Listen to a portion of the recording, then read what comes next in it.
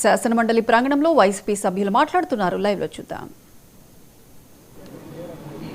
అసలు మొదటి నుంచి కూడా చెప్తా ఉన్నాం, లడ్డూ ప్రసాదం చర్చ అంటే ఈ ప్రభుత్వానికి భయపడతా ఉంది. ఈ ప్రభుత్వం సమాధానం చెప్పగలిగినటువంటి పరిస్థితుల్లో తయారుగా ఎప్పుడు కూడా లేదు. మనం శాసనసభలో చూసాం, వాళ్ళ మంత్రులు మాట్లాడినా, శాసన సభ్యులు మాట్లాడినా, సాక్షాత్తు ముఖ్యమంత్రి మాట్లాడినా కూడా ఆయన కూడా దిగజారి మాట్లాడినటువంటి మాటలు కూడా మనం చూసాం. ముఖ్యమంత్రి గారు ఏదో అంటారు, ఆవు చేలో మెరిస్తే దూడ గట్టును మెరుస్తుందని. దానికంటే భిన్నంగా మరింతగా మరో 4 అడుగులు ముందుకేసి ఇవాళ వారి మంత్రులు మాట్లాడుతున్నటువంటి మాటలు అసలు ఏ దశగా ఈ రాష్ట్రాన్ని మీరు ముందుకు తీసుకెళ్లాలని భావిస్తా ఉన్నారు? ఎవరి ప్రయోజనాలను మీరు కాపాడాలని ప్రయత్నం చేస్తున్నారు? ఆ రోజు చెప్పాం, ఈ రోజు చెప్పాం, తిరుమల తిరుపతి లడ్డుకు సంబంధించినటువంటి అంశం కల్తీ అనే ఆరోపణలు మీరు చేసినప్పుడు దీనిలో రాజకీయపరమైనటువంటి ఆలోచనలు చేస్తూ ఉన్నారు. రాజకీయంగా వైఎస్ఆర్ కాంగ్రెస్ పార్టీ మీద, జగన్మోహన్ రెడ్డి గారి పైన, వైఎస్ఆర్ కాంగ్రెస్ పార్టీకి సంబంధించినటువంటి నాయకుల పైన బురద జల్లే కార్యక్రమానికి మీరు శ్రీకారం చుట్టారు.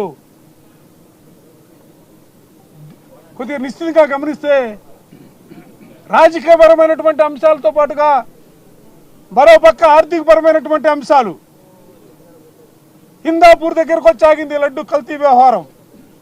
2014లో మొదలైనటువంటి హిందాపూర్ వ్యవహారానికి సంబంధించి తిరిగి ఇవాళ హిందాపూర్ కంపెనీ దగ్గరకు వచ్చి ఆగితే అసలు హిందాపూర్ కంపెనీ ఎక్కడా, ఎవరిది బాబు అని చెప్పి తలుపు కొడితే టపా సమాధానాలు వచ్చాయి. హిందాపూర్ అంటే హెరిటేజ్ సంస్థని, హిందాపూర్కి టెండర్ ఇవ్వటం అంటే హెరిటేజ్కి ఇవ్వటం అని, హెరిటేజ్ సంస్థ అంటే చంద్రబాబు నాయుడు గారి కుటుంబాందని. ఓ దీనికోసమా ఈ కల్తీ లడ్డు వ్యవహారం మొత్తం కూడా నడిచింది? తమ కంపెనీకి టెండర్లు ఇప్పించుకోవడం కోసం మహారాజా ఎందుకు ఇబ్బంది పెడతావు? ప్రజల్ని ఇబ్బంది పెట్టావు, హిందూ భక్తుల్ని ఇబ్బంది పెట్టావు, హిందువుల మనోభావాలు దెబ్బతిన్నాయి. అసలు హిందువులు వింటానికి కూడా ఇష్టపడినటువంటి మాటలు నీ నోటి గుండా మాట్లాడినటువంటి పరిస్థితులు ఉన్నాయి.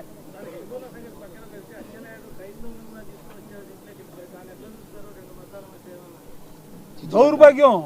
ఇప్పుడు వాళ్ళు ఒక్కొక్క స్టెప్ దాటిపోతా ఉన్నారు, ముందుకు వస్తున్నారు. కుల మతాల మధ్య చిచ్చు పెడతా ఉన్నారు.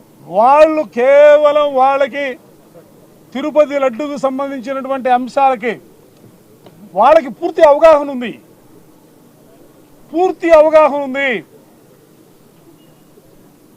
వాళ్ళ ఆలోచన రాజకీయంగా వైఎస్ఆర్ కాంగ్రెస్ పార్టీని రాజకీయ సమాజ్ చేయాలా, 1. 2, ఆర్థికంగా కోట్ల రూపాయలని తమ కంపెనీకి దోచిపెట్టుకునే వైనానికి సిద్ధపడాలా. అందుకనే చంద్రశేఖర్ రెడ్డి మాట్లాడినా ఎవిడెన్స్ మొత్తం డాక్యుమెంట్స్ అన్ని కూడా తీసుకొచ్చారు. మాధవ్ మాట్లాడినా డాక్యుమెంట్స్ అన్ని కూడా సభలోనే తీసుకొచ్చారు. చైర్మన్కి ఇవ్వడానికి కూడా ప్రయత్నం చేయడం జరిగింది.